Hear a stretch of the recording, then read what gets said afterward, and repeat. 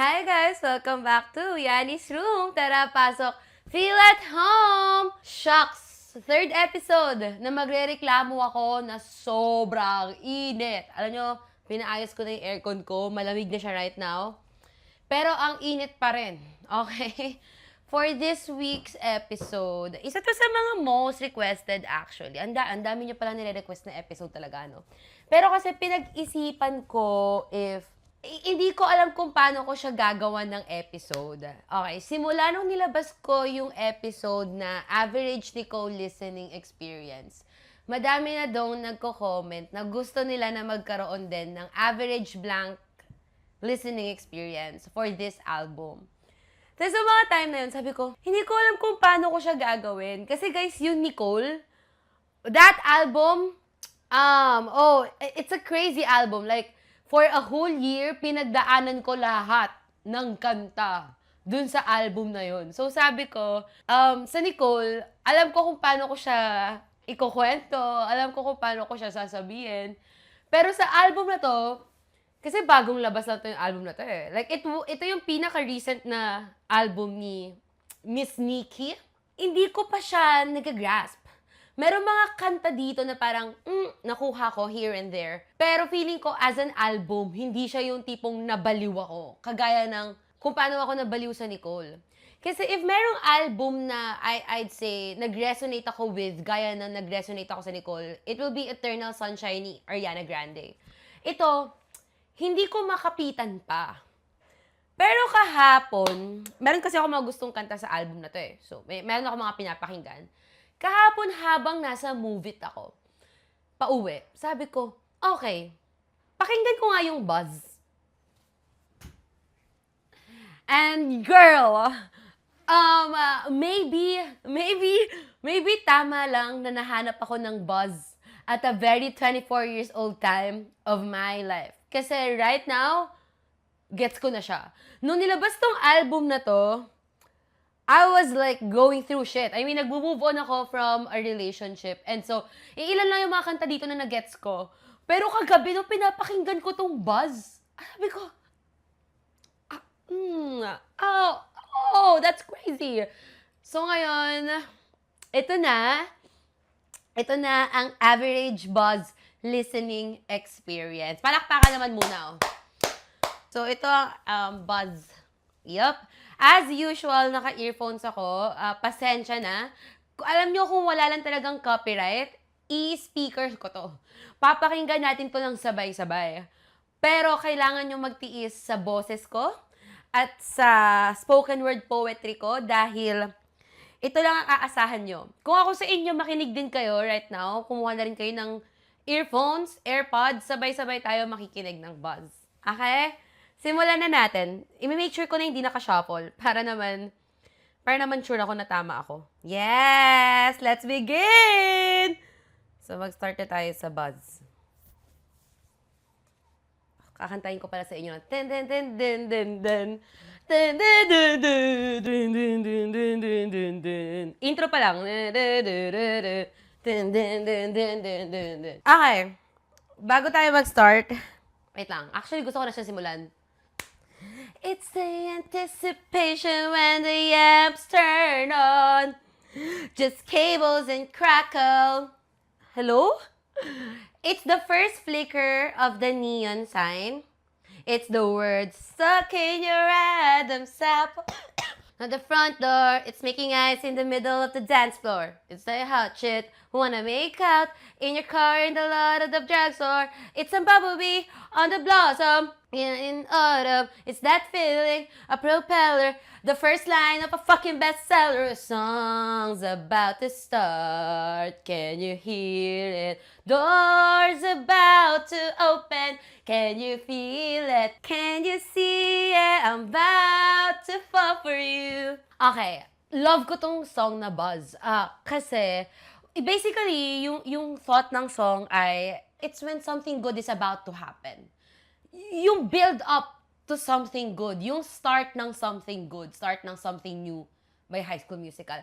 Yun yung Buzz. Kaya yung sa lyrics, wow, para naman akong English teacher yung nagdadissect ng kanta dito.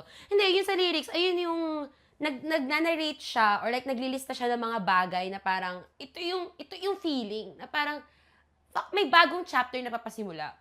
Alam niyo, nung pinost ko tong Buzz, kasi may time sa buhay ko na sabi ko, for some reason, it feels like a new season is starting.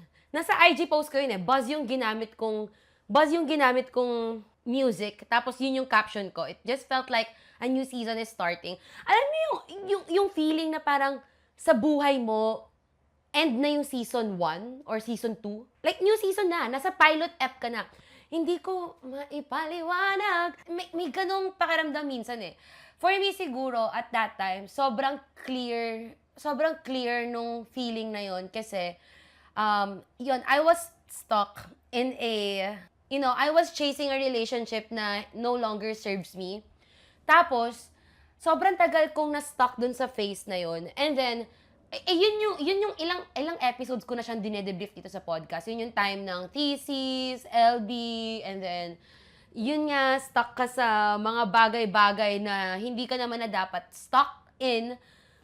Tapos, nung naging clear sa akin na, bumalik ako dito nun sa Manila, nag-i-start na akong makakuha ulit ng mga bagong trabaho. Kasi, alam nyo, after kong graduate for a while, wala talaga akong work.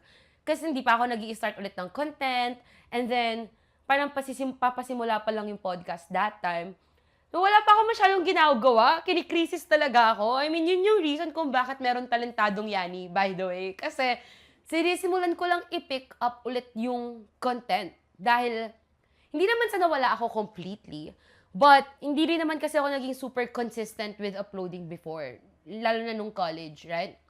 So, yun yung gumagawa ako ng sabi ko, ano kaya yung mga type of content na pwede kong gawin consistently for myself? As in, para akong nagre-rebuild ng sarili ko pagbalik ko nun dito sa Manila.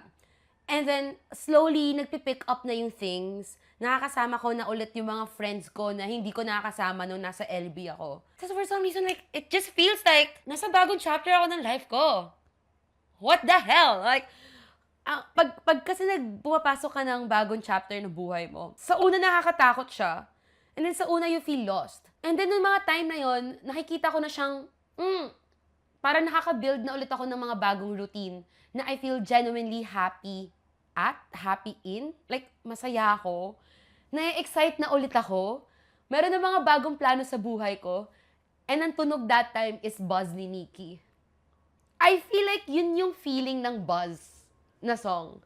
Dito ko sa I'm About to Fall for You. Wait lang. Sige, ituloy muna natin yung kanta. Okay. It's the accidental touch. Init. The thickest tension. It's a millisecond freeze frame after good news. Or an unexpected mention. It's the big long bow before the show ends.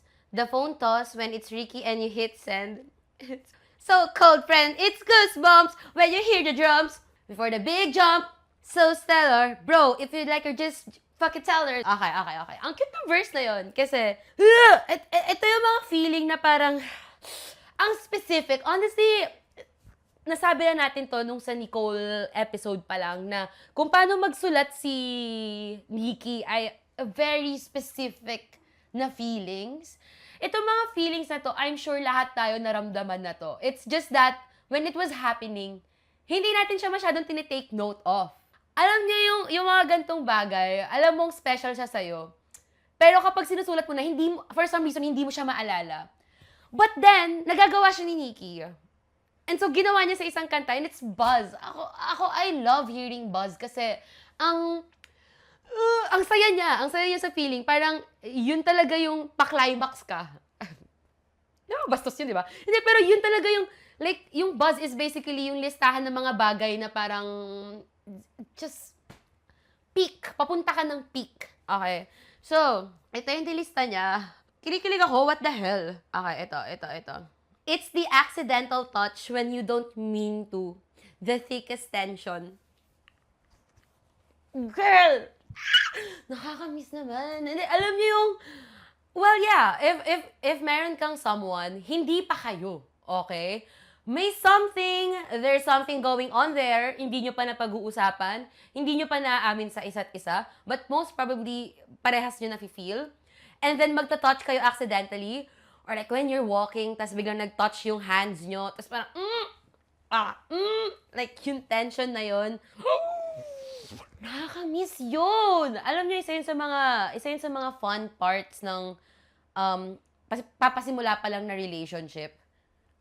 Yung mga ganong moments na parang, girl, wow. Like, masasuffocate ako sa tension that's going on between us. Next, ito din yung feeling na the phone toss when it's risky and you hit send. Do you get, like, alam niyo yung feeling na yun na parang, may ite-text, tangina, tinatagalog ko lang eh. Hindi, pero alam niyo yung feeling na parang, shit, masyadong malandi, or masyadong forward tong isesend ko. And para siyang make it or break it na text. Right? Like, it's either kakagat siya or hindi. At pag kumagat siya, parang, I love it. I love that feeling. Ang saya. Right? Yung ngiti ko tayo, like parang, smile ka if mataba pepe mo moment talaga. Okay. So, yun na naman. Yun yung ulit-ulit na until the end of the song. And you feel it, was about to feel. Actually, like, love ko talaga tong song na Buzz. Feeling ko, maybe it's one of, like, the best, baka isa to sa top 3 ko sa album. Malalaman natin mamaya. Okay. Ang funny lang though, yung sinabi ko na pinost ko sa Instagram noon, na ginamit ko yung Buzz, tapos ang caption ko, it feels like a new season is just starting. Kasi ganyan talaga yung feeling. And then after nun, nalaman ko na may hydrocephalus ako. So, like, actually, ano yung diagnosis ko na yun? Parang sinabi ko talaga na it changed the trajectory of my life.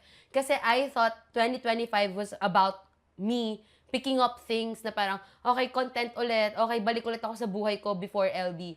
Turns out, hindi ganun yung nangyari. So, tama naman ako dun sa part na a new season is starting, pero hindi ako tama dun sa plot na naisip ko. So, yeah, I love Buzz. Yun yung Buzz. Yun yung first song. Yun yung opening. And I feel like ang ganda niyang pang-set ng tone for the whole album. Kasi, itong Buzz, compared to Nicole, I'd say, it's less toxic. It's less anxious. Parang, kahit, okay, may isang song dito yung Focus. Sinabi ni Nikki na yung Focus, it's like, mas mature na take a chance with me. Para siyang mas mature na take a chance with me. Kasi feeling ko yung Nicole na album, para talaga siyang kanta ng isang babaeng nagbebeg and magsasettle for what you can give. Hence, back burner. Like, parang, feel mo yung anxiety sa relationship doon sa Nicole eh. Sa Buzz, something is just, like, different. Hindi perfect yung person na nandito sa Buzz, but hindi rin siya kasing miserable nung nandun sa Nicole. Ganun yung feeling nung album sa akin. So, ang gandang opener ng Buzz na song, actually. Next song tayo. Next song ay Too Much of a Good Thing. Okay. Nung pinakinggan ko siya before, parang okay lang siya. Pero kagabi, sabi ko, okay. Okay, parang gets ko siya. Okay, sige. Tutulain ko na lang Alam niyo, hindi nga ako kumakanta eh. Well, you look like you're gonna break my heart, and I look like a tough shot in the dark on a good day. Whatever that means. Okay? Okay. Intentions clear and stronger than the noon sky. You're the bee's knees, I'm the bullseye, but in a doomed way. Whatever that means again. Okay? You can do your own thing. Look, the choice is yours. But I can't help that I'm the thing you're looking for. You get too much of a good thing. Hey, but it's not a real good thing. Oh, baby, look me in the eye and say you don't got it bad. Maybe it won't be a sure thing, but it sure is a good thing. I get the feeling that this feeling isn't one meant to last anyway. So what do you say? So what do you say? Okay. Too much of a good thing. I think, alam nyo, love ko natutuwa ako dito sa song na to kasi merong sense of confidence yung character na kumakanta. May sense of confidence yung person na parang, I am the one you're looking for. What you need, what you're looking for, I can give it to you. And that's wow. I think itong song na to is not, hindi siya yung pang serious relationship eh. It's when you see someone na parang, hindi ka naghahanap ng serious relationship. But you seem like you have what I need. You have what I'm looking for. Interested ako sa'yo. Hindi ka ba interested din sa akin? Kasi it seems like I have what you're looking for also. Parang this thing na we can have, it can be a good thing. Basically. Yun yung pagkakaintindi ko, right? Yeah. Basically looking for something fun. Feeling ko kasi tayo as people, kaya tayo drawn to relationships na ang taas ng uncertainty. Or baka hindi kayo. Baka ako lang. Or baka lang yung mga taong kakilala ko. Hindi. Feeling ko kasi tayo, di ba, parang kapag mas vague, parang mas walang pag-asa, mas unclear, iba yung thrill. Like, mas mataas yung stakes, yung emotional stakes. So, mas i-invest ka, mas na-excite ka sa kung anong pwedeng mangyari dun sa relationship na yon. Like, hindi siya ideal, hindi siya healthy pakinggan, pero kasi, guys, minsan dumadating tayo sa point ng buhay natin na yun yung hanap natin. Right? Like, minsan dumadating tayo sa buhay natin na we are at a very 24 years old time of our lives. I don't think I want a relationship and I don't think you want a relationship also, pero parang fun ka. So, why not? Right? Para kang a moth to a flame. Sabi nga ni Jose Rizal. Si Jose Rizal ba nagsabi nun? Hindi ko alam eh. Okay. Tuloy tayo sa too much of a good thing. You show off your true nature on your earlobe. Serpentine, you're a walking, breathing trope in a fun way. Yeah. Ito, like, piniko kasi yung person, si Nikki sa song na to, aware siya na parang itong person na to ay hindi pa papasok sa isang serious relationship. Anytime or ever. And parang fun yun pakinggan for her. Right. Okay, maganda yung line na yun. That's a banger.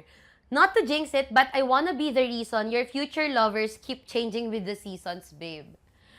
Right. Like, parang may sense of confidence talaga yung person na kumakanta na gusto kong tumatak sa buhay mo, or I know na hindi to maging serious relationship, pero gusto kong maging remarkable enough for you na sa mga next na lalandiin mo or next na partner mo, hahanap-hanapin mo ko. Parang ganon. Yeah? Yeah. Ito yung awareness part. Something tells me this is gonna hurt someday. Right. But I don't believe in mistakes. I know that's convenient to say. You're too much of a good thing. Good thing. Actually, hindi ko ma-pinpoint if yung person sa song na to wants to form a serious relationship dun sa other person. Kasi meron ng mga lines na parang, yun nga, diba? I don't wanna jinx it, but I wanna be the reason your future lovers keep changing with the seasons. Or like, parang binibida niya rin kasi yung sarili niya in a way eh. So, I feel like, ito yung, okay, feeling ko lang ito yung parang alam mo na yung other person ay never magsisettle and like, it's just really flirting around, will fuck around kung kailan niya gusto. But aware ka of that. And payag ka with that. Maybe you also want that for you. Pero, hindi mo magets kung bakit gusto mo pa rin na magkaroon ka ng mark dun sa buhay ng person na yon. Siguro ganon. Siguro ganon, right? Yeah. Kasi, tamo, maybe it won't be a sure thing, but it sure is a good thing. I get the feeling that you're something that will surely go wrong. So, but never away. Oh my God, I get that feeling that you are something that will surely go wrong but never away. Aware siya. Aware siya dito sa pinapasok niya and mukhang okay lang siya with it. Okay. Gets ko si Ate Nikki. Gets ko, okay. Alam nyo, nung sa episode namin ni Janine, di ba, napag-usapan namin doon yung situationship. Na sinabi ko na for me, ang situationship ay ideally max 3 to 6 months lang. But I get why merong mga situationships na umaabot ng years. I understand that. And nasabi din doon ni Janine na minsan kasi may mga tao din na yun lang din talaga yung gusto. And alam nyo, that should be okay, to each their own. Again, yung mga ganun kasing situation, as long as parehas talaga kayong, you guys are on the same page, na ito lang yung gusto natin sa relationship. We just wanna have fun. We don't want things to be serious. Oh, ito lang yung kaya kong ibigay, ito lang yung kaya mong ibigay, okay ka ba dito, okay ka ba sa ganyan.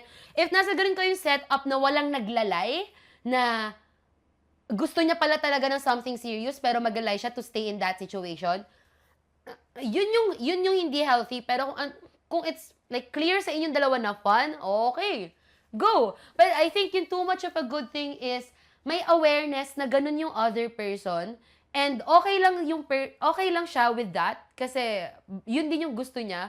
Pero may onti ding pagsundot ng shit, alam ko na isa kang batong ipupukpok ko sa ulo ko, but whatever.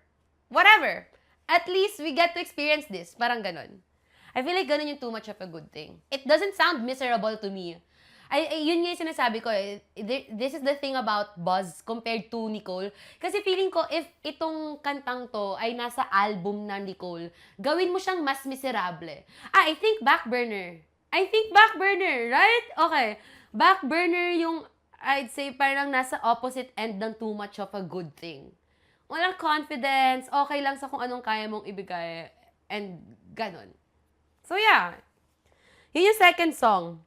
Next song tayo. Oh wow, okay. Isa to sa mga una kong nagustuhan din nung pinakinggan ko yung Buzz.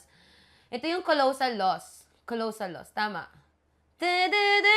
Galit tong kantang to. I don't think this is limited to romantic relationships. Kasi nung time na pinakinggan ko to, I was thinking about an ex-friend. So you wanna talk? You can do so to my moisture. Rise and I swear to God, it's here to understand. Sorry, wala talaga sa tono, guys. No, you don't get to drop my name. My name. Sobra. I loved you like a family. Ay, mali pala ako. And yeah, I'm gonna play shit out of the blame game. I actually think it's criminally Mali ako. I think it's criminally underrated. Burn a bridge, build a resume, nice trade, and yet you're still a jack. I hope that it was worth it. Do I think you deserve it? I think you deserve this. Tama. My answer that doesn't matter. 'Cause you and I, we don't talk, to my benefit and you lost. Sorry, ang hirap pala niyang kantahin. Anyway, alam nyo, kung nilabas to nung time na magkaaway pa kami ni AC, best believe, nandun pa sa playlist ko. Kasi I think ang Colossal Loss is about, galit ako. You betrayed me. Na-hurt mo ako. Gusto mo akong kausapin? Kausapin mo tong kamay ko, te. Ito, piso. Maghanap ka ng kausap mo. Ganun level. Galit lang talaga yung Colossal Loss. It's just angry. Well, ito yung anger stage ng isang away. I mean, ito, diba, na parang nasasabi naman namin to sa podcast. Kasi kung mahal mo talaga yung person, hindi talaga may iwasan na, anong tawag doon? 5 stages of grief? Grief ba yun? Ewan ko. Hindi talaga may iwasan. Hindi lang siya palaging galit. Kung mahal mo talaga yung person, like, hindi lang siya palaging galit, doon na talaga sasama yung sadness, and then pagka-miss, and then understanding, indifference. Ang dami. I think itong Colossal Loss ay just, galit lang talaga. Pure anger. Kasi may nagawa kang shit sa akin.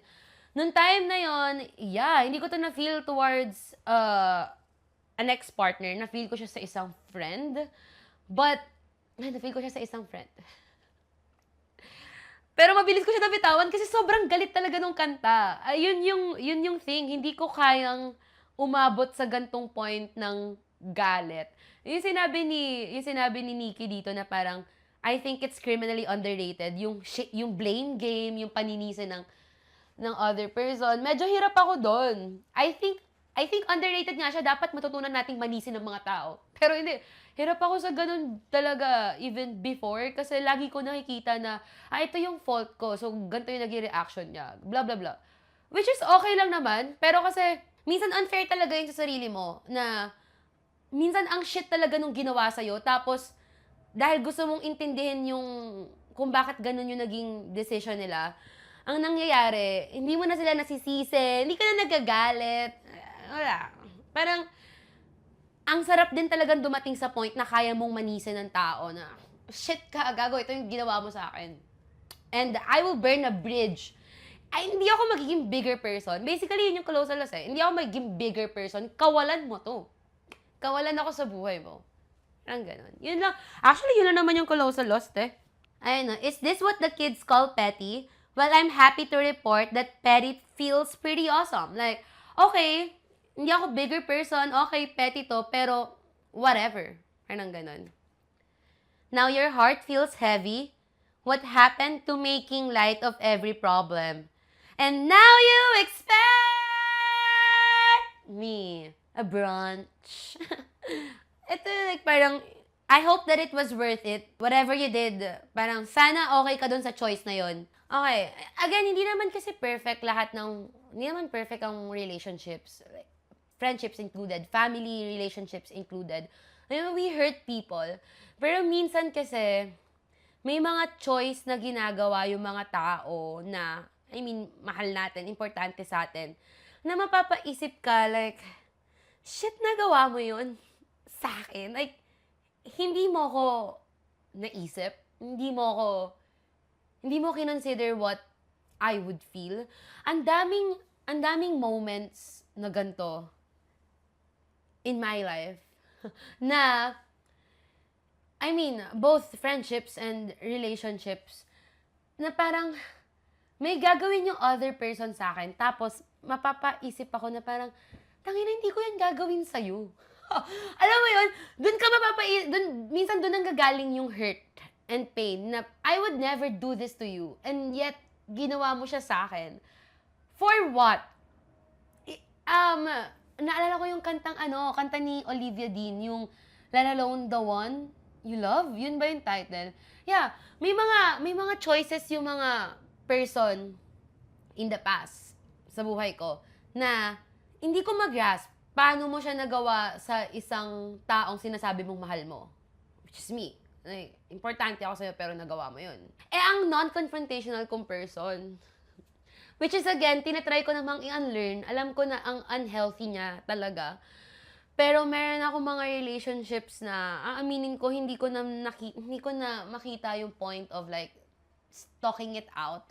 Pero feeling ko, malaking kakulangan or like lapse yon on my end.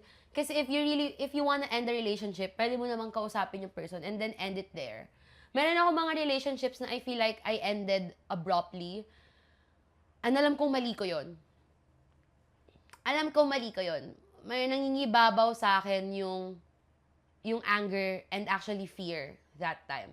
But then again, yung pagiging non-confrontational nga, that is something na I really need to unlearn. Kasi nung nag-guest kami ni AC sa AWKP, wala, yun yung napag-usapan sa friendship memes na yung mga friends mo, hindi mo sila pwedeng bitawan agad-agad. Yun sinabi ni Director Net, diba, na, oo, gago ka, pero kaibigan kita. I will bail you out, pero gago ka pa rin. Hindi ibig sabihin nun. Like, wag lang bitawan yung mga tao ng ganun kadali. Feeling ko, meron ako mga tao na nabitawan ng ganun kadali. Even if naka-feel ako nung gantong, like what this song is saying towards them, minsan napapaisip pa rin ako na parang, shucks, I could have dealt with that situation differently. Or like, in a better manner.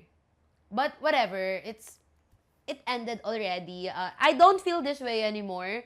Ako thankful ako na I felt this way at some point of my life kasi, yun nga, being angry is something na I'm trying to learn. Pero nabitawan ko rin naman agad. Wala nang person in my mind na nakaka-feel ako ng colossal loss na song for. Which is good. Next song is Focus. Itong Focus, Ito yung sinabi ni Nikki na para siyang mas matured na Take a Chance with Me. Which is setting the bar a little too high. Kasi yung Take a Chance with Me ay isang kantang nakakaulol. Na sabi ko, I really hope ayoko nang makarelate. May something talaga dun sa kantang yun. Alam mo, cutesy lang naman yung kantang Take a Chance with Me.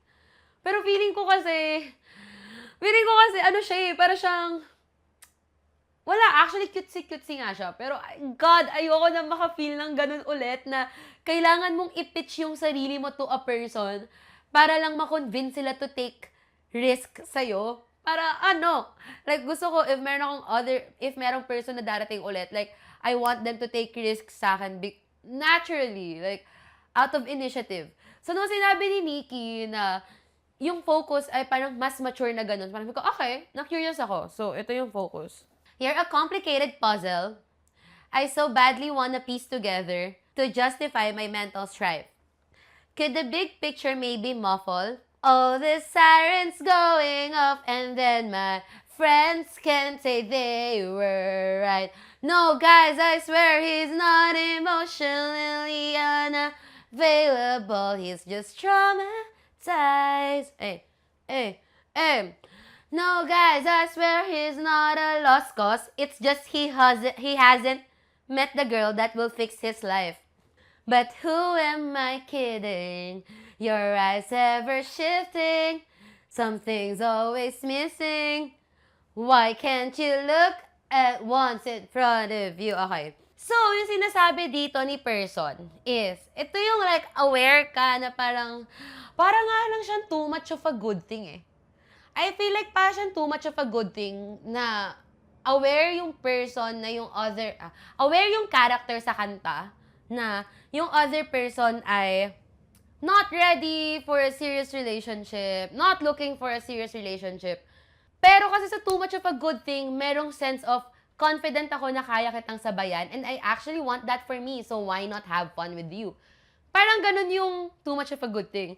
Itong focus, meron pa siyang may sense of frustration na shit, like, hey, make up your mind. So, parang nga siyang Take a Chance with Me, pero mas strong. Kasi may sense of awareness na yung character nung song dito na, shit, okay. Yung mga lines na, no guys, I swear, hindi siya emotionally unavailable, lang siya. Kailangan lang niya na mag-fix sa kanya. I can fix him. Parang may ganung sentiment. Tapos, all the sirens going off. Meron na siyang naririnig na mga alarm, mga red flag. Like, parang, shit, delikado tong taong to. Tangina, para siyang, oh my God. Pero, gusto niya pa rin, ino-offer niya pa rin yung sarili niya in a way. Na, okay, nakikita ko na ganyan ka. Naiintindihan kita. Pero, hello, I'm parang gusto pa rin kita, so umayos ka ng buhay. Parang ganon. Gets ba? May difference kasi. Parang yung focus ay mas gusto niyang i-convince yung other person na, hey, need mo lang tumigil sa mga pinaggagawa mo. Andito ako. Parang ganon. Yeah. Okay. Focus for once. What is it that you want? You'd probably burst into flames if you ask yourself that. Okay. I shouldn't stick around. You got a girl that's a friend in every town. Who's the cliche, who's the clown? Which one's me, which one's you? Either way, it's true. We should focus on what's in front of you right now. Okay. Ayun, di ba? Like, may aware siya eh. Parang, focus for once. What is it that you want? You'd probably burst into flames if you ask yourself that. Aware yung character na parang, girl, itong person na to, they never face their feelings. They don't want to sit with their feelings. They have a friend in every town. They're a flirt. Aware siya, pero gusto niya pa rin. So, bahala ka sa buhay mo. Nagkaroon ba ako ng gantong experience? I hope not. I hope not. May mga namimit akong person na ganito. Meron ako mga namimit na people, may mga nagiging friends ako na ganito. Yeah. Pero ayokong maranasan ng itong focus. Maybe ayokong ma-feel yung yung linyahan ng take a chance with me and focus. Though mas funny and mas light kasi yung pakiramdam ng focus eh. Para siyang hindi siya nagbe-beg. Parang ayusin mo lang yung buhay mo. Hindi, okay, gets ko na yung difference. Yung focus kasi is, merong awareness and hindi siya gumagawa ng excuses sa kung ano ba talaga yung other person. Gets ba? Sinasabi niya yung patterns and flaws ng other person. Ito siya, emotional unavailable siya, flirt siya, meron naman siyang ginagawa sa buhay niya. But, gusto kong makita niya na something's in front of them. Which is me. Parang Ganon yung focus. Sa take a chance with me kasi, meron pang sense of pagka-naive. I'm not sure if I'm making sense. Pero, may ganong feeling sa take a chance with me eh. Like, yung person sa take a chance with me, iniisip niya na yung other person is ayaw lang mag-risk or takot. Hindi niya sinasabi doon na ito yung flaws ng other person kaya ayaw niyang mag-risk sa'yo. Wait, let me explain this. Like, better. Nung time na, nandun ako sa phase ng, I was in a take a chance with me phase of my life. Ang iniisip ko nun sa person ay, natatakot lang yung person na mag-take ng risk. Ino-overlook ko yung mga bagay-bagay kagaya ng, possibly, hindi lang naman niya talaga ako ganun kagusto. Another possibility, clearly, sinabi ng other person na ayaw niya ng serious relationship. Kaya hindi siya tumatalon to take a risk. Alam niyo yun, ino-overlook ko yung mga truth na na-establish na dun sa relationship to begin with. Sinasabi ko pa rin, take a chance with me kasi takot ka lang. Huwag ka mag-alala, I'll be your safety net, kaya kitang saluhin. Ganun yung sense of take a chance with me. Itong focus, hindi ganun. Andun na yung awareness na parang, okay, ito yung mga truths na na-establish natin about your personality and about your relationship. And still, gusto ko pa rin i-pitch yung sarili ko. Hey, I'm here. Focus ka lang. Parang ganon. Parang ganon. Okay. Don't talk to me about your last date. I'm seething through my smile. I hope she stubs her toe next time she texts. Her name is probably Cecilia. She shops at Aritzia and has your lips all over her neck. What are the odds that you actually like me and not just the chase? Probably embarrassingly low. Are you the exception? Or do I just like your music taste? I can't tell. I don't know. What's important to you? I keep looking for clues. Oh no. Be a big boy and face the fucking truth. Okay. Okay, nung dito sa verse, yung sa line na, don't talk to me about your last date, I'm seething through my smile, I hope she stubs her toe next time she texts. Napaisip ako, okay, nasa isang casual na relationship ba sila or friends sila? Like, baka hindi kasi alam ng other person na gusto niya pala tong person na to. And she's just like, para siyang, hello, I like you, ang dami mong ginagawa sa buhay mo kung saan ka tumitingin, nandito ako. So, baka friends sila. Pero kasi, meron din siyang line na, what are the odds that you actually like me and not just the chase? Pwede rin talaga nasa casual relationship sila. Right? Girl, alam niyo na talaga yung mahirap kapag nasa situationship kayo na nagkasundo kayo na hindi kayo exclusive or hindi niyo pa napag-uusapan. Basta hindi kayo exclusive. Tapos, of course, they're seeing other people. And ikaw ay okay ka lang naman with that nung una, tas parang bigla ka nag-start mag-develop ng, shit, parang hindi pala okay. Bakit parang hindi okay? Bakit, wait. Parang ganun. Nagkaroon ba ako ng ganung moment? Nagkaroon ako ng ganung moment sa buhay. Fuck! Well, I was young, so, sorry. I think right now, at a very 24 years old time of my life, alam nyo, hindi ko alam eh. Feeling ko kasi feeling ko lang sa mga naranasan ko before, mas naiintindihan ko na right now yung importance of setting boundaries and do I really understand? Hindi. I mean, mas naiintindihan ko na yung importance of setting kung ano ba talaga yung gusto nyo sa isang relationship or setup. Do we want it to be serious? If gusto natin maging serious to, tapos hindi, Dapat lagi kayong same page. Dapat laging clear. Huwag yun ang guluhin yung buhay nyo. Okay? I mean, yeah, mas naiintindihan ko na yun ngayon. Alam nyo, kapag ganun nga, need talaga ng mas malalang self-control. Yes. Kasi feeling ko, hindi mo naman din talaga mapipigilan ng puso mo minsan. Kapag naalog yung puso mo na parang, wow, parang na-appreciate ko yung isang ginawa niya. Pero yung setup nga pala namin ay hindi dapat. So, malalang self-control talaga yon. Gaya nung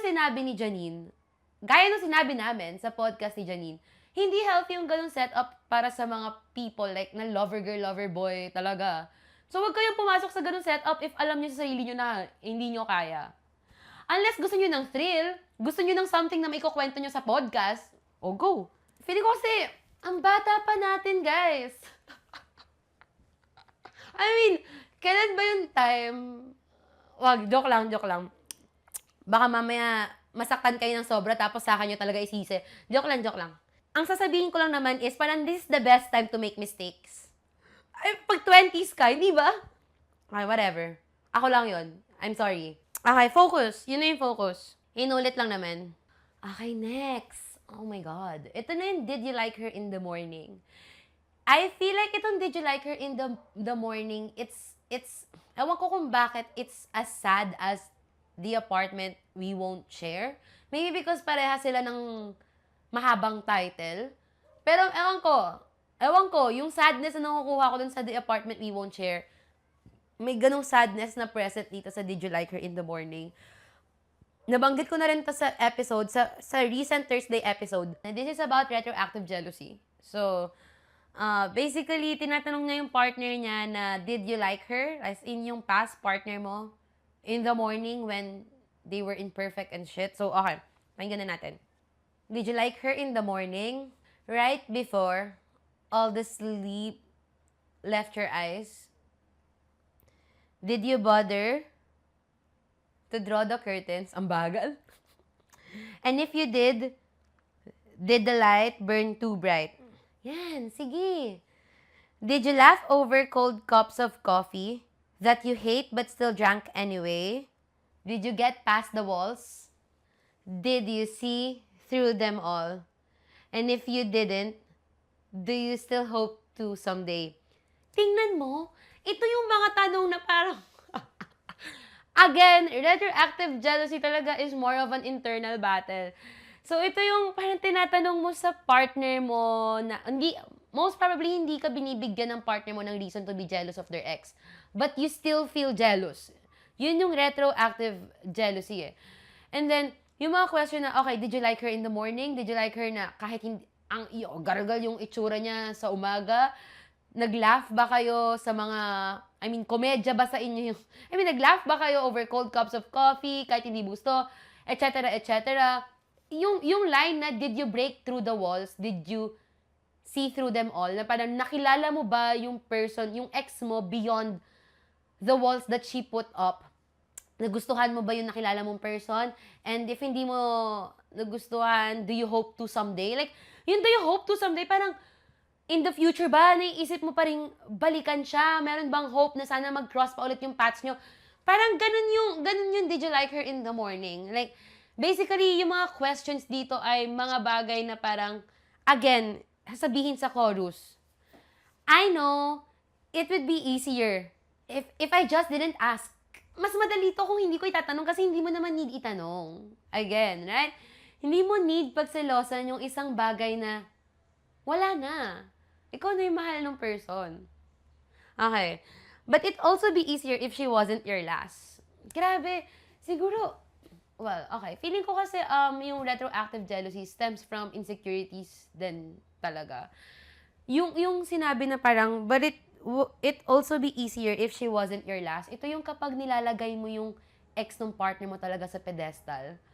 Alam nyo, nagkaroon ako ng ganong thoughts before na sabi ko, shit, kakayanin ko ba if ang ex ng partner ko ay isang artista? Isang artistang ina-admire ko talaga. For example, kakayanin ko ba if ang ex ng partner ko ay si Catherine Bernardo? Fuck! Anong laban ko kay Catherine Bernardo? Makakapal mapapantay ba ako sa gano'n na parang, shit, ang daming na-accomplish nung person, ang daming, ayun, like, kung hindi artista, alam mo yun, ang daming na-accomplish nung ex ng partner mo, and feeling mo hindi mo sila mapapantayan ever, like, you just admire them na you feel so low. Na parang, fuck, may isip mo na, siguro nagsisettle lang yung partner ko sa akin. Ang sakit nun, right? But yung answer ko dun sa question na yun is, mahihirapan ba ako if ang ex ng partner ko ay ganun ka-establish? Ang answer ko siguro ay hindi. Sobrang secured ko naman.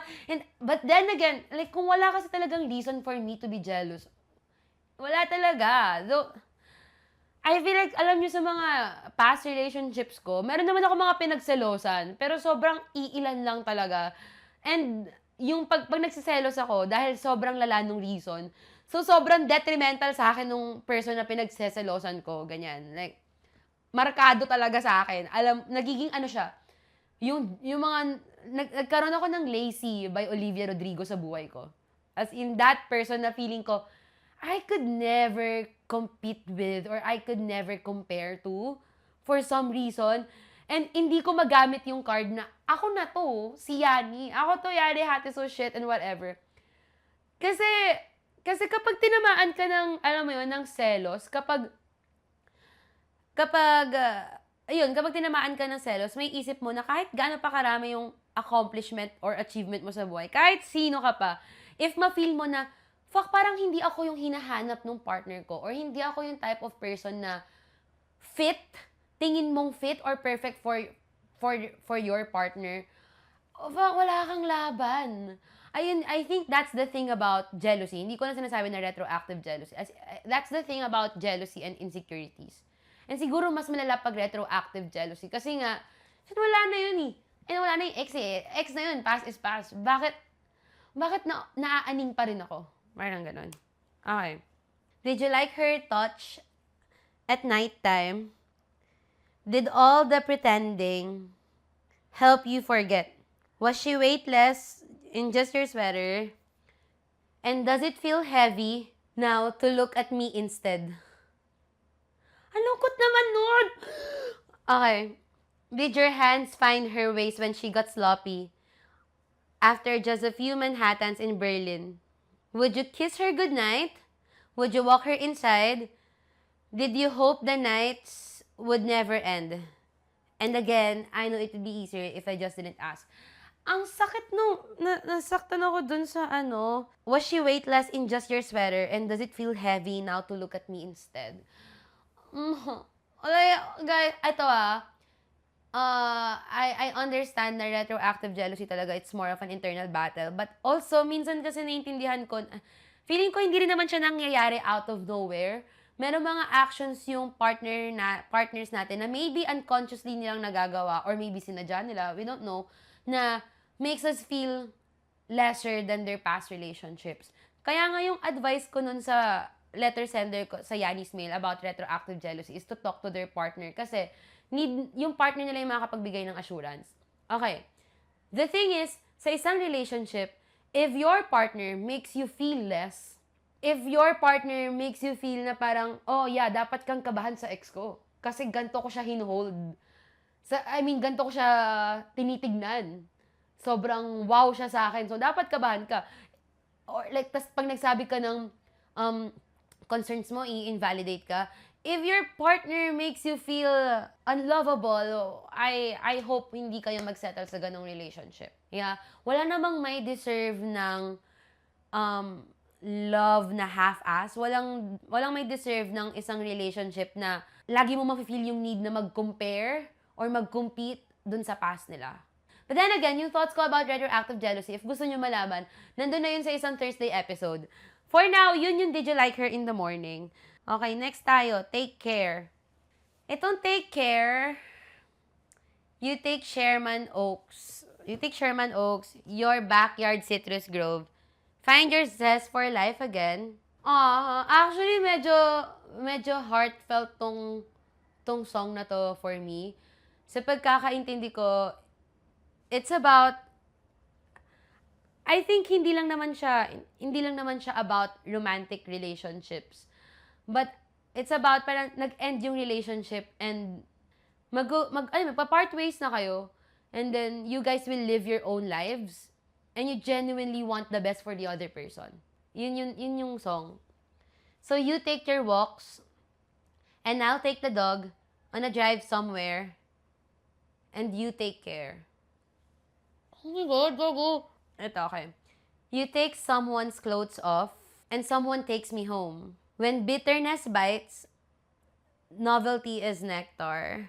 Take the craftsman picks, and I'll start taking risks. Itong line na to. And take my word for it, knowing you made me better. Oh my God. Alam nyo, yun yung part na mahirap sa isang breakup. Friendship breakups and romantic breakups. When you part ways with someone, kapag sobrang naging malaking part sila ng buhay nyo, na almost every day you were with them, almost every day you were talking to them, kapag, naging part sila ng routine nyo, na kapag meron ka nakitang ganito, ikukwento mo sa kanya, yung mga gantong bagay sa kanya mo i-share, and then kapag nag-break kayo, suddenly that person is gone. Mawawala yung person na pinagkukwentuhan mo ng ganito. Mawawala yung person na sinasandalan mo kapag may gantong time sa buhay mo. Mawawala yung person na probably sobrang dali mong maaya magsine every week or manood ng mga horror movies or kung ano mang mga kaeche-borechehan sa buhay. Like, yung constant person mo mawawala sa'yo. Yun yung mahirap i-deal with. Kasi, para ka talagang nabiyakan ng literally na nabiyakan ka ng puso, like may kumuha ng other half of your being. That's how breakups feel. And you have to cope with it. Na parang, fuck, ang hirap nun, ang sakit nun. And then, ano mangyayari? Tuloy pa rin naman ang buhay. You have to live your life. I think yun yung sa take care na, okay, you'll meet new people, I'll meet new people, you'll kiss other people, I'll kiss other people. And alam mo yun, we'll find our way back. Mahanap ulit natin yung buhay natin outside each other. And the best thing that I can say and wish for is that you take care. Tangina, mahirap, matagal like it takes a while to reach that point na kaya mong sabihin na, okay, sige, ingat, meron ka ng buhay and I have to live my life also. Matagal pa bago ma-reach yun yung you can make peace sa fact na wala na sila sa buhay mo. Hindi pa. Kaya nga may yearning Sobrang lala nung yearning kasi may isang malaking parte sa buhay mo na nawala. And I feel like yung take care, itong song na take care, it comes after the yearning part. Okay. So you take it easy and I'll take my time. It's only fair. You take the cake for a love so rare and you take care. So you take care. It's making peace with the fact na a good relationship ended. And whatever happened in that relationship, it was good. It was special. Marami ako natutunan from you. And now, parang nag-run na yung course ng relationship and we have to live with that. Ingat ka na lang. Ganon! Fuck! Sakit nun! Naka-save siya sa akin. Nilagay ko ba siya sa isang... Oh my God, nilagay ko siya sa isang playlist. Stupid ass. Okay, next song. Magnets. Ugh. I wanna be an itch you can't scratch. I don't need to know where you're at. Hey. You put on a show when there's nothing else to say. I only know 'cause I'm the same way. And I've kept you at an arm's length, but now my shoulder's sore. Oh my God. It's out of my hands to wanna feel yours. It's some kind of magnet. You're a mystic force. I try to explain away through planets, of course. But it's no use, there's no rhyme or reason. Each time I push the thoughts away, you're pulling me in. again and again and again. Okay. Magnets, I think it is about like a person na manantang ina, hindi kita maiwasan. Wala. Like, itong feelings na to that I have for you, nag-grow lang siya and I cannot control it anymore. Kasi there's just really something about you that pulls me in. Yun yung magnets. Alam nyo, okay, meron akong notes eh. Kasi pinapakinggan ko to kagabi. Tapos nag-notes ako ng thoughts ko about this. Yung sinabi na, I wanna be an itch you can't scratch. I don't need to know where you're at. Okay, I feel like kasi, ako as a person, medyo intense akong tao. Okay? Loud yung feelings ko talaga. And kapag nagkakagusto ako sa isang person or when I'm really attracted to someone, nararamdaman ko na nahihirapan akong i-control yung feelings na yon. Though lately, tinatry ko siyang mas i-contain. Wala pa naman ako na-feel na ganun so far. Good. Good for me. Tangina. Pero kilala ko yung sarili ko na when I like someone, hindi ko talaga mapigilan. I go, unti-unti I go all in. Parang landslide na wala akong makapitan. When I like someone, nagtitake ako ng interest sa interests nila. Like, genuinely, nag-show talaga ako ng effort, ganyan. Naiisip ko sila. Alam nyo ako, ano naisip ko kagabi? Dito sa line na, I wanna be an itch you can't scratch. Inisip ko, has someone ever missed me the way I missed the people na I liked? Parang, like, as in, meron na bang taong nag-exist sa buhay ko na feel nila to for me? Like, has someone, wait, nilisa ko yun eh. I don't know, I wonder if may someone na nag-think of me the way I have thought of people that I like. I wonder if meron bang nakamiss sa akin, yearn for me, the way I did for someone. Sabi ko, bakit ko yun naisip?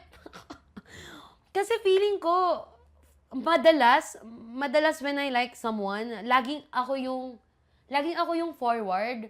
Feeling ko ako lang yung nai-stupid. Feeling ko, when I like someone, bakit parang ako lang yung sobrang strong ng emotions na I'm willing to do things for that person. Sa paisip talaga ako, sabi ko, fuck. Baka kakaganon ko, hindi na ako nagiging mysterious enough for people.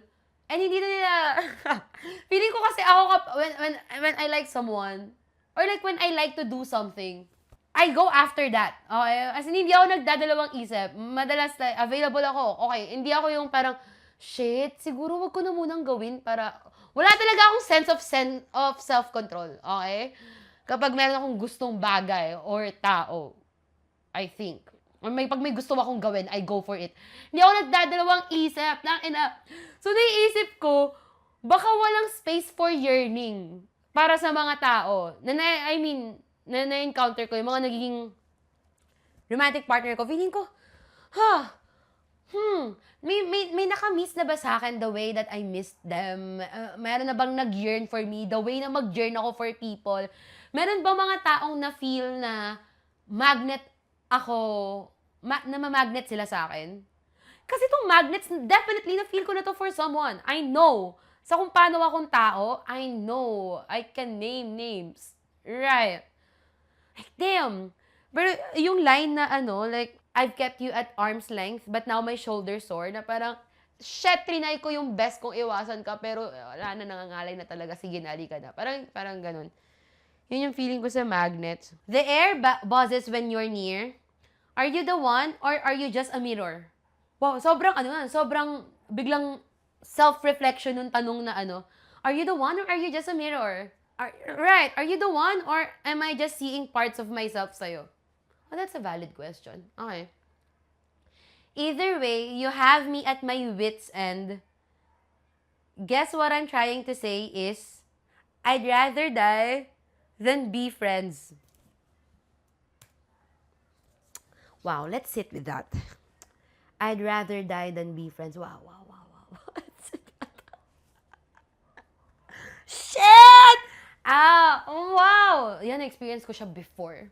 na-experience ko siya dati na parang, tangina, if I can't have you, then wag na. Like, let's just not be in each other's life. Parang mas okay yon. Meron akong person before na sobrang like, nagustuhan ko talaga. As in, gustong-gusto ko talaga siya. Hindi ko maipaliwanag kung bakit. Pero, like, yung thought of magiging friends lang kami, parang I'd rather na wala na lang.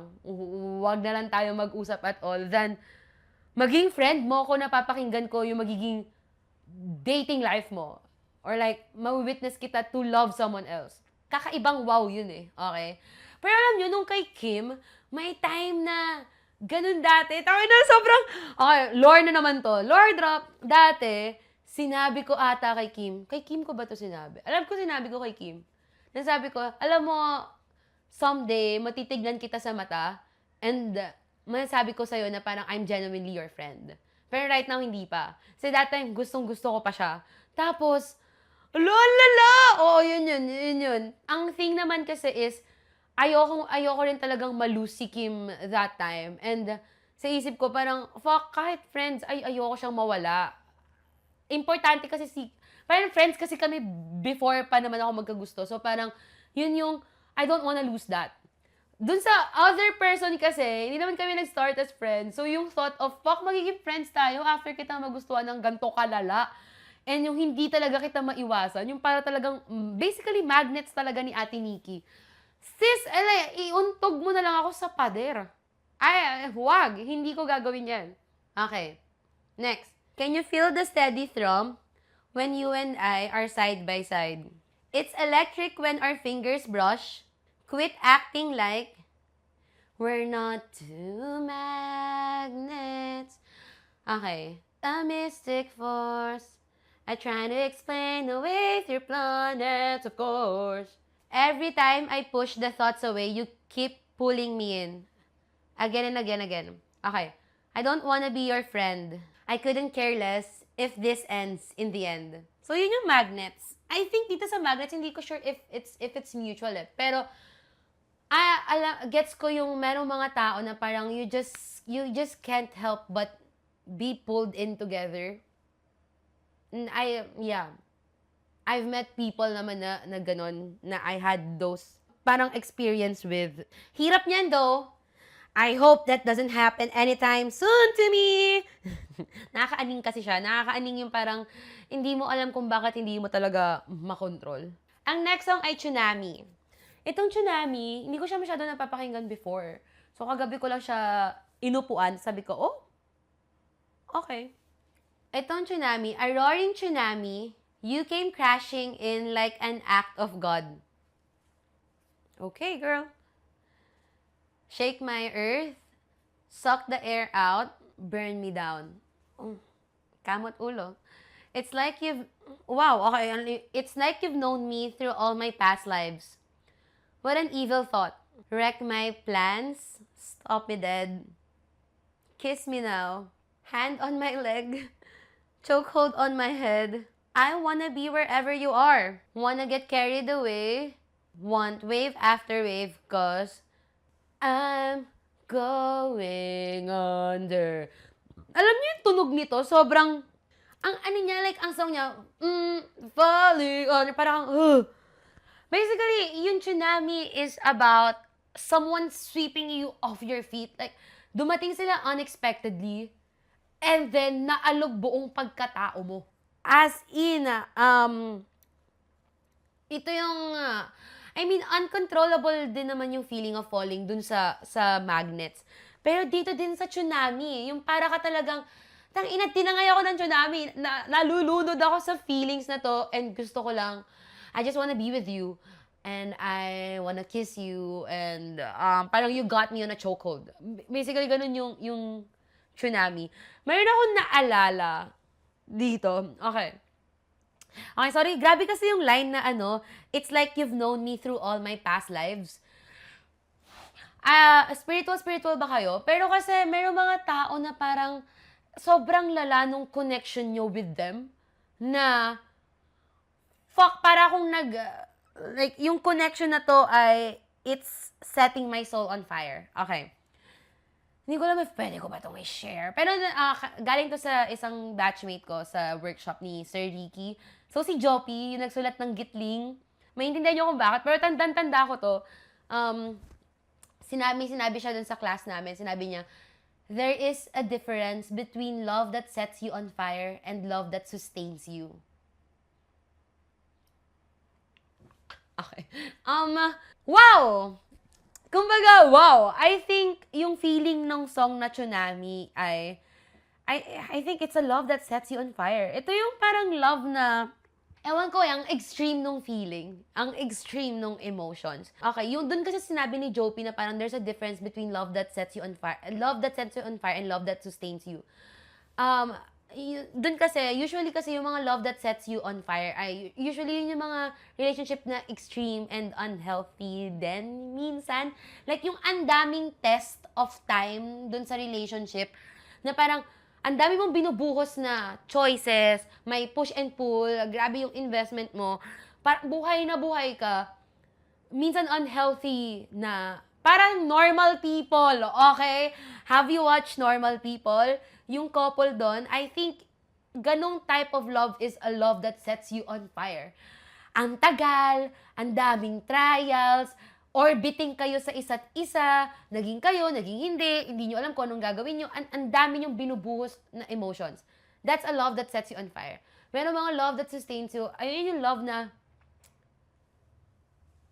smooth, magaan sa pakiramdam. Hindi mo need magtanong kung mahal ka ba talaga. Tumatak sa akin yung line na yon na until now, like, kaya ko siyang sabihin. Kasi, ang gandang realization niya.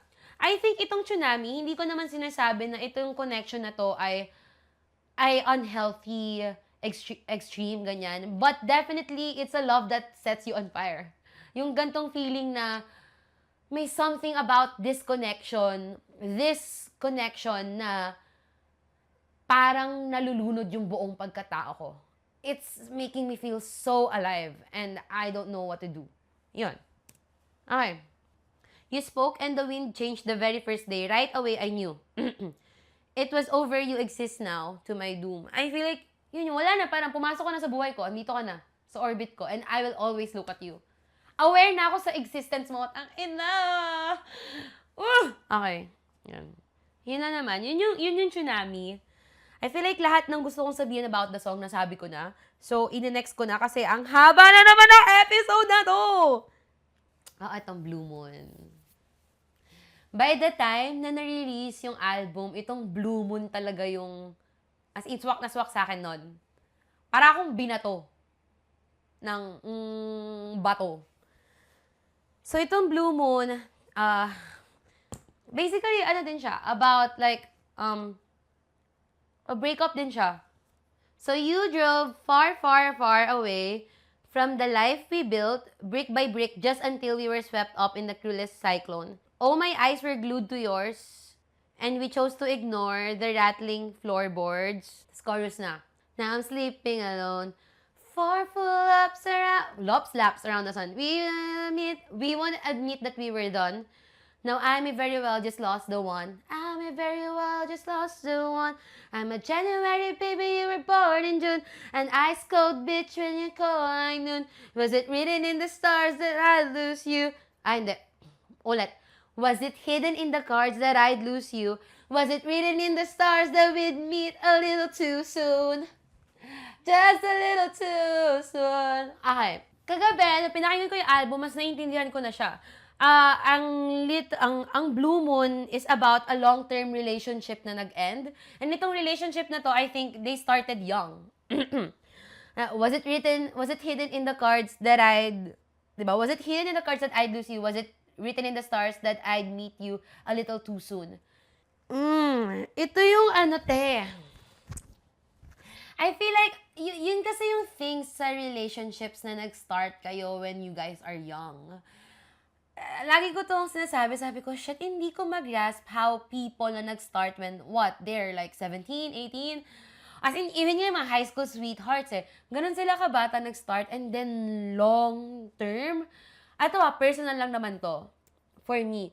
Kasi, pag nag-start kayo ng bata kayo, I mean, good din naman yung feeling na yun eh, na i-discover niyo yung mga bagay-bagay together, may kasama ka mag-navigate ng mundo. But also, meron kasing mga bagay sa buhay natin na I feel like you should navigate alone. Ako na to, lumalabas na yung patterns ko. Fuck, nakaka-call out na naman ako. Hindi, sinabi ko na to sa podcast before eh. Sinabi ko na to sa average Nicole listening experience eh. Ang hirap hindi ma-feel nung, shit, ikaw yung kasama ko since, what? We're young. Ano pa yung hindi ko na-discover outside this relationship? Should I end this relationship? Should we end this relationship? Or can we discover those things together? Would it be the same? For sure, it wouldn't be the same. Hindi magiging parehas yung mga bagay na madidiscover mo on your own and in a relationship. Right? So, it's a matter of choice na parang, ano? May naalala ulit akong kanta, which is, Yes, I'm Changing, ni Tame Impala. Tapos dun sa Yes, I'm Changing, ayun, may lyrics doon na parang, something is calling me out there. Something is calling my name. Parang ganun yung thought. Ang hirap struggle ko talaga yan sa isang relationship na, fuck, like hindi ma-feel na something out there or something outside the relationship is calling for me. Ganyan. Anyway, medyo malayo siya sa Blue Moon, pero kasi, ang naisip ko talaga dito sa kantang to, yun nga, parang, I met you a little too soon. Hindi ka naman masamang tao, but, shit, parang ang dami ko pang hindi na-discover sa sarili ko. And most likely, ganun ka rin.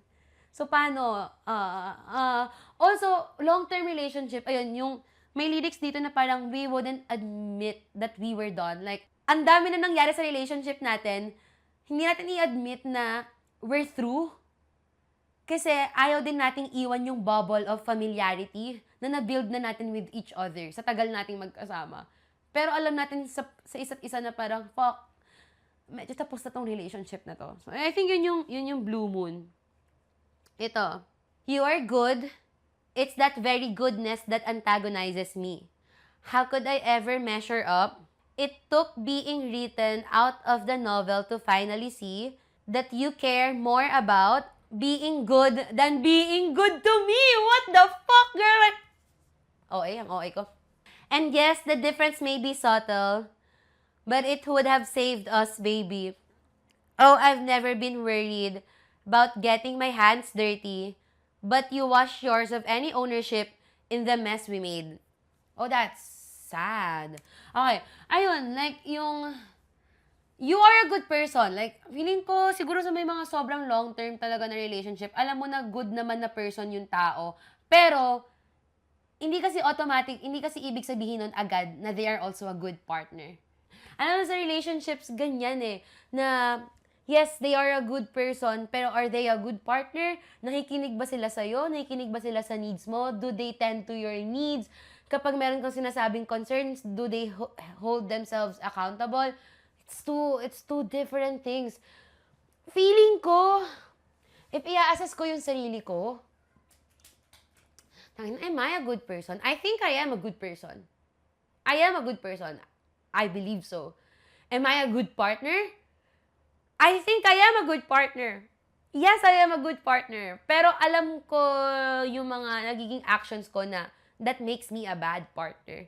Tapos, yung sinabi niya na parang, yes, the difference may be subtle, but it would have saved us. Parang, meron talaga kasi mga problems sa isang relationship na yung mga taong nandun sa relationship lang yun, yung nakaka-know better.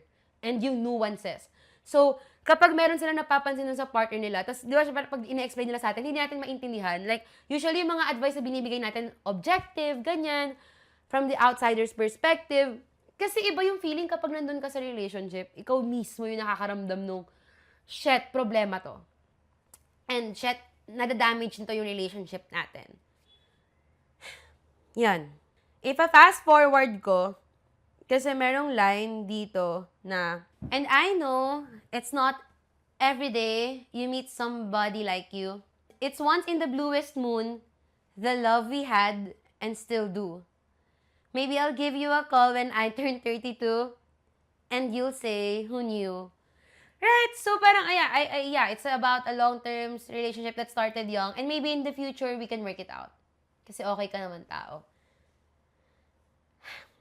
Tangina nito, once upon a time, when we were young, you were really always gonna be the one. Was it written in the stars that we'd meet a little too soon? Just a little too soon. On the wrong blue moon. A little too soon. It would have been you. Gago. Girl, yeah, wow. Wow. Alam niyo yung, wala akong masabi okay, may naalala kong kanta din from it. Yung The One ni Taylor Swift. For some reason, meron akong person na naisip doon.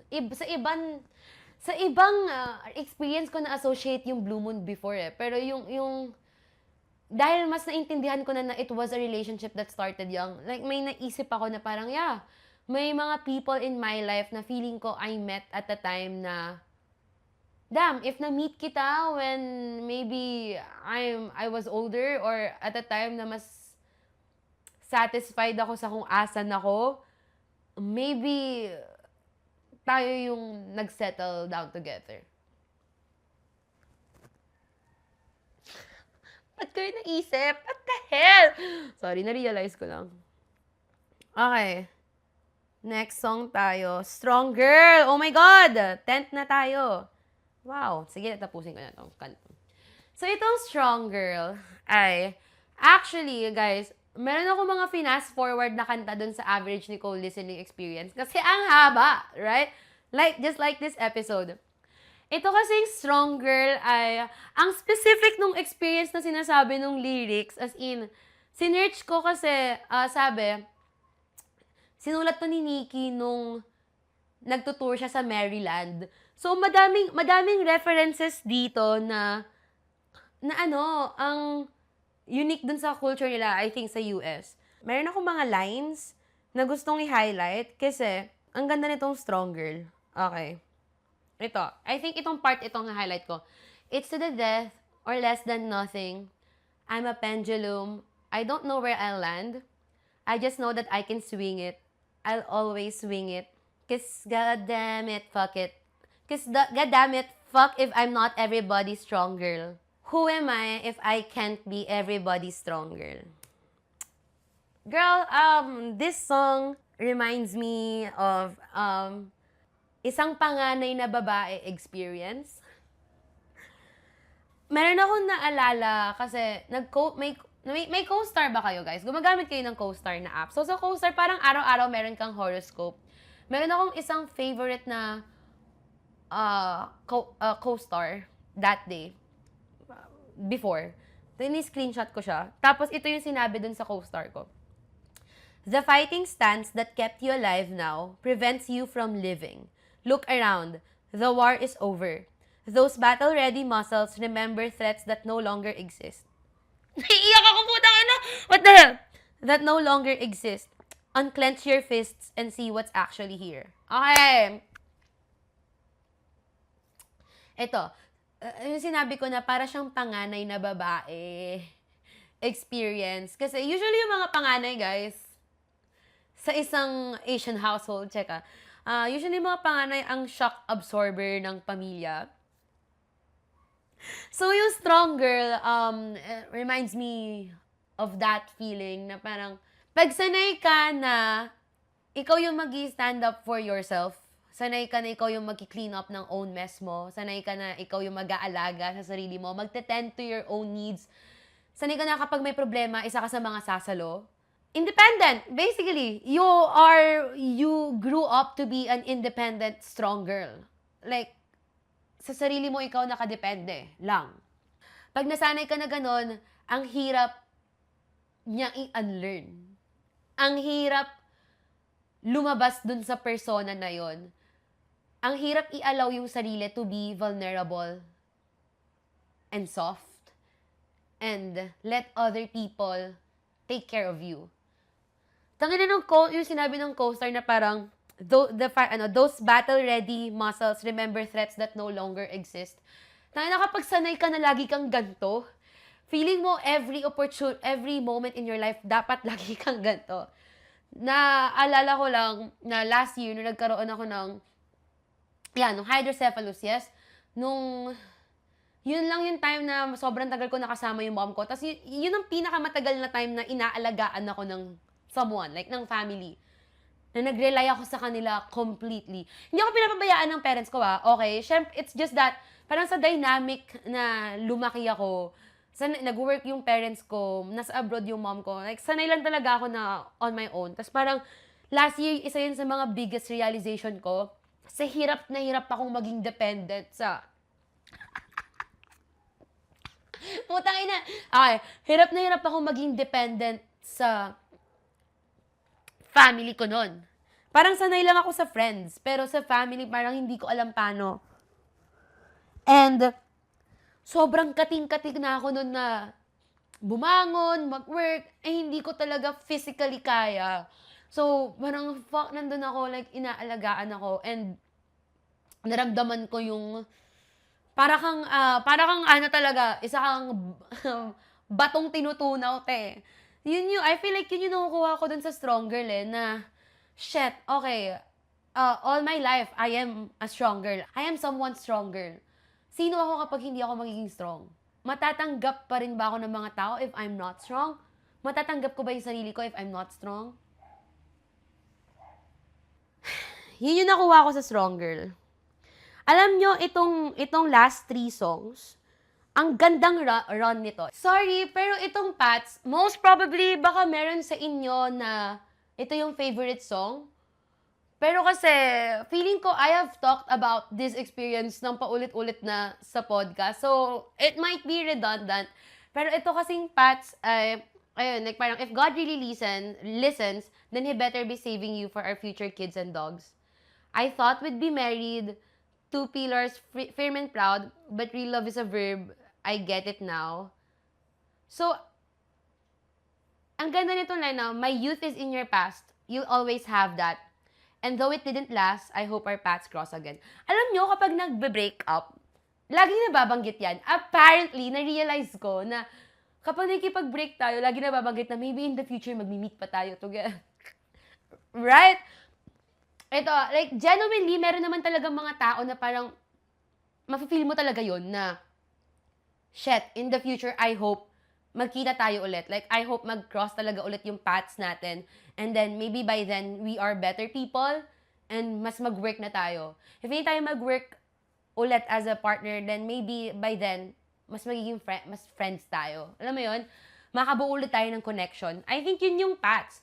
Pero meron din kasi mga tao na minsan nasasabi lang natin yun because of, like, andun tayo sa moment of breaking up. Hindi pa natin matanggap na parang, fuck, I lose this person forever! Hindi pa natin, andun pa yung feelings eh. So, nasasabi natin yun na, in the future, ay, sana magkita pa tayo ulit. Then maybe by then, mas okay na tayo, ganyan. Yeah. Nasasabi natin yun. Pero, tas pag naka-move on tayo, may realize natin na parang, actually, hindi na pala need. Actually, like, okay na pala na hindi na mag-cross yung paths ulit. I think yun lang naman yung paths. Very, very simple. Nilagay ko sa notes ko, girl, move the fuck on, check. Kasi feeling ko talaga, minsan may mga nasasabihan tayo ng I hope our paths cross again na pag naka-move on tayo, may realize natin, oh, actually, I hope our paths never cross again. Yan naman yung thought ko. Yun yung thoughts ko. Nagbasa ako ng mga journal entry ko before. Like, from 2 years ago or last year. I don't know. Nagbasa ako ng journal entry ko. Tapos, meron akong nakita doon na entry na ang sinabi ko na parang, I hope someday ma-meet ko ulit yung person na yon. And I hope by then, I can be their friend. Hindi si Kim yun. Pero sinabi ko rin yun. Pero, but yeah. Nabasa ko lang. It reminded me of, yung naalala ko sa Pats. Okay. Sorry if hindi ko na siya i-discuss thoroughly kasi feeling ko gets yun eh. Gets yun na kung ano yung Pats. Next tayo sa Heirloom Pain. Kasi fuck this song. Feeling ko hindi ko in-expect yung amats niya. Parang, okay. Okay, so Heirloom Pain. Tama naman ako ng pronunciation, right? Heirloom Pain. Build a pillow barricade so the ghosts can't get to me. 20-something instincts feel like a deadbeat dad. Deadbeat dad. Never there when it counts and puts you right in therapy. Life is a gamble, baby, and you'll have to live with that. Oh, but I'll be fine because I always end up just fine. Then I call a friend up. That's just how it is. And I wake up tired and vaguely sore. Stare upon when I'm feeling bored. Full sending a lot, only halfway sure. Hey, hey! Walking around with heirloom pain. That's temper and mom's mistakes. I'm always afraid to fall flat on my face. Yet doing it anyway. Tangina! Nakakayak. I'm doing it anyway. Okay. Itong heirloom pain, I think it is about generational traumas and patterns na ito yung isa to sa mga napuri ko kay Nikki kasi nung back burner, meron siyang line doon na maybe basta yung parang about sa mom and dad. Maybe it was my father and his wandering eyes. Maybe it was my mother bleeding into my stride. Maybe it was my father and his wandering eyes. Kasi, totoo, alam mo, our parents make us. And our parents are made up by their parents. Oh my God, okay, inaalala ko tong review na to. May isa akong letterbox review na nabasa sa sentimental value. Tapos, sobrang ganda ng sentimental value. Please panoorin nyo. Na-recommend ko na ba siya sa Sunday Reset? If hindi pa, please panoorin nyo. But it's about how generational trauma talaga. Na meron na ibibigay na pain sa atin, yung parents natin, na nabibit-bit natin. It shapes who we are. It shapes how we love. It shapes how we build our relationships. And yung parents natin ay ganun din sa parents nila. Like, kung paano yung parents natin, that's because yun din yung naging effect sa kanila ng parents nila. So, yung letterbox review ay, parang everything is our parents except our parents who are their parents. I love that. So, itong heirloom pain, nung pinakinggan ko siya kagabi, kasi dati, feeling ko heartbroken lang ako nun. So, hindi ko na-process. Pero kagabi sabi ko, fuck. Okay, kasi ang ganda nung line na walking around with heirloom pain, dad's temper and mom's mistakes, and always afraid to fall flat on my face, yet doing it anyway. I'm doing it anyway. Parang lahat tayo, meron tayong bit-bit na bubog from our families. We don't hate our parents, we don't hate our families, pero alam mo yun, like meron tayong bit-bit sa puso natin na nire-resolve natin. And ang hirap i-resolve kasi ng generational pain and trauma. Heirloom pain, ang hirap nun i-resolve. And even if meron tayong ganong bit-bit, we live anyway. Even if marami tayong fears na nabuhat natin from our family, we still do things anyway. I love this song! Okay. I do the dishes and tend the garden. Soften up where I used to harden. Then take a moonlit walk. And I wake up tired and vaguely sore. Steer upon when I'm feeling bored. Full sending a lot. Wait, maganda tong line na to. Walking around with heirloom pain. Grandma left, but her heartache stayed. And now I'm always afraid to take up space. Yet doing it anyway. Alam mo, ang ganda, sobra. Please panoorin nyo yung sentimental value kasi may kita nyo rin talaga dun yung, as in yung pagpasa-pasa ng pain sa iba't ibang generations. Ang ganda nung grandma left, but her heartache stayed. Kasi I feel like, shit, may naiiyak ako. Ba't naiiyak? Tangina, alam nyo, parang hindi na special pag naiiyak ako kasi sobrang dali ko talaga maiyak. Alam mo, sobrang dali ko talaga matouch. Okay? Hindi, alam nyo, kasi, shit, parang deads na kasi yung, tangina, deads na yung mga lolo't lolo ko. Pero alam mo yun, minsan, tangina, okay, wait, sorry, I'm losing my words. Nung pinapakinggan ko to kagabi, napaisip lang ako na, feeling ko kasi hindi ko nakilala deeply yung grandparents ko. And so, napapaisip ako na parang, anong parts kaya of myself yung surely galing sa kanila? Kasi sila yung behind my parents and the people behind me are my parents. So, anong parts ng pagkatao ko, ng pagsasalita ko, ng unrealized fears ko, yung galing sa mga taong nauna sa akin? And what part of their courage did I also bring with me? Because I do it anyway. I'm still doing the things na kinatatakutan ko anyway. I'm still living. Fuck! Sobrang ganda! I love this song. As in. Okay. Ito yung favorite kong part sa song. People fall in love and fuck up. And have kids who fall in love and fuck up. Who have kids that fall in love and have you. People fall in love and fuck up. We all fall in love and fuck up. You will fall in love and fuck up too. Right. Tangina, sobrang ganda. Ang ganda niyang pang-end. Because that's true. Feeling ko lahat tayo, sinasabi natin, if you ever wanna build a family, sinasabi natin na, okay, kung ano man yung naranasan ko from my family, ayoko na, ayun yung mararanasan ng magiging anak ko or magiging, like, yung pamilyang bubuuin ko. But the thing is, hindi nga kasi talaga tayo perfect na tao. Pag nagkaanak tayo, feeling ko may mga magagawa tayo that will hurt them. And like naturally, ganun na talaga kasi yung course ng life and ng relationships. Hindi tayo perfect na tao, and so ultimately, we will fuck up. For sure, masasaktan natin yung mga anak natin in ways na probably hindi naman natin intention, or baka maging intention natin. Hindi natin alam. Masasaktan at masasaktan natin ang isa't isa. And so what? Ang pwede lang natin magawa is to learn from it.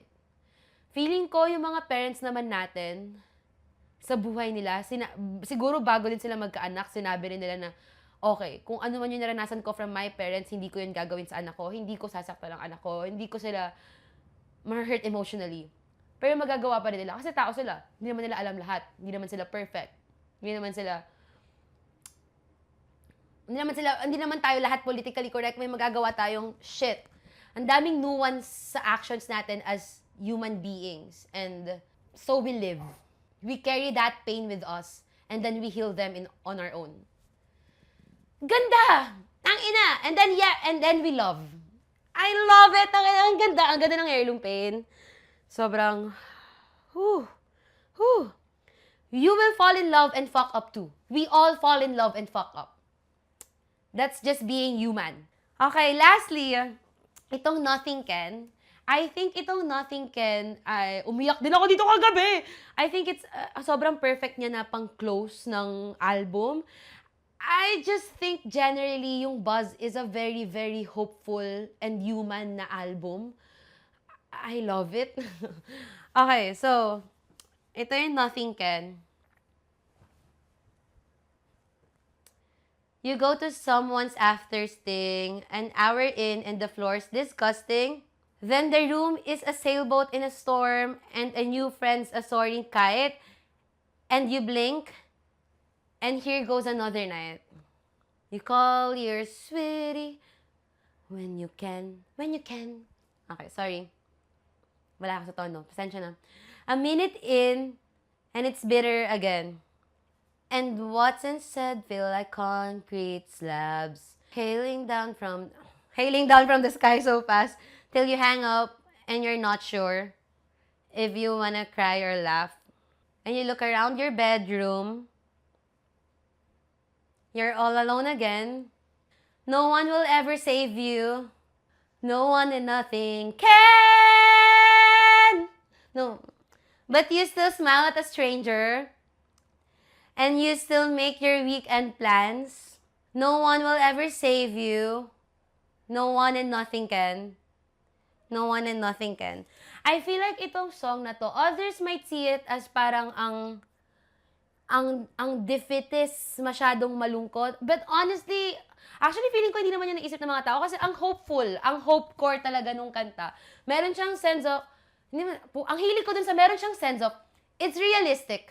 Realistic siya na parang, okay, ito yung listahan ng mga bagay na you will fuck up. Ito yung mga mangyayari sa'yo na ang messy.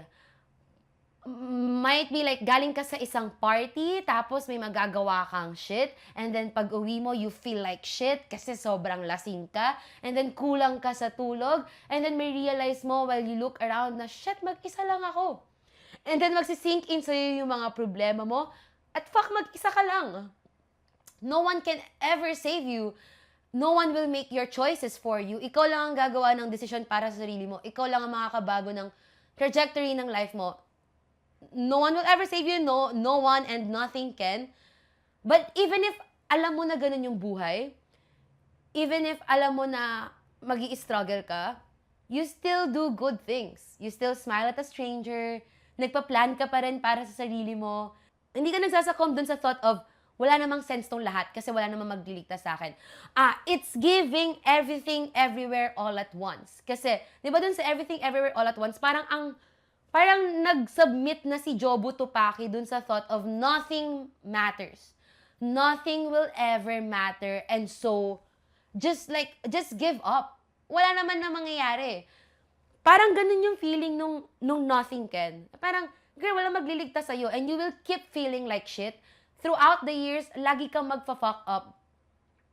So, parang nothing matters then. Yun yung thought. But hindi ibig sabihin nun, magsasakom ka na doon sa thinking na yon. Yes, nothing matters. Yes, nothing can. At the end of the day, mamamatay din tayong lahat. But still, you make the most out of your life. Right? Okay, yun yung feeling. We're hostages to the hour and the minute hands. Like, time is passing. Lumilipas ang oras at ang bilis ng oras. Right? Working overtime just to freeze them. Because sitting alone with yourself is burning alive. So you blast the speakers on the drive, never knowing if the notes will either douse or fan the fire. Now I'm pacing around my dressing room, looking in the mirror, alone again. No one will ever save you, girl. No one and nothing can. No one and nothing can, pero tamo, but you'll still write another song. And you'll still get breakfast with the band. No one will ever save you, girl. No one and nothing can. Yeah, no one will ever save us. No one and nothing can, but ourselves. Pero hindi ibig sabihin nun we give up. We continue our lives. We do things that we love. And we love. We do things that we love. Period. And we love. We live anyway. Yun yung buzz. Wow, ang haba nitong episode na to. Yun yung average buzz listening experience. I love it. Actually, feeling ko it's just right na ngayon ko ginawa tong episode na to. I feel like tama lang na ngayon ako nahanap nung episode na to. Ngayon ako nahanap nung album na to.